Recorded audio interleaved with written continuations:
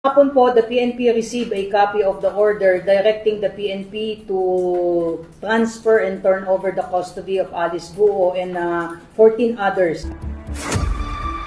Hapon po, the PNP received a copy of the order directing the PNP to transfer and turn over the custody of Alice Guo and 14 others. Naglabas po kasi ng arrest warrant po itong Pasig City at hindi lamang po si Alice Guo yung nandoon po. At ito po yung kaso na qualified human trafficking. This is a non-bailable offense po. So hindi lamang po si Alice Guo yung sinampahan po ng kaso. Base po dito sa hawak ko po na order ay si Alice Guo and 14 others po. So may utos po ngayon ang RTC Pasig po para ilipat po si Alice Guo sa Pasig female dormitory po. Susundin po natin yung order po ng courts po. So we are also awaiting kung ano po yung magiging disposition po ng Valenzuela today po during their arraignment and pre-trial, kung maglalabas din ba ng commitment order with respect doon po sa kasong isinampa sa kanya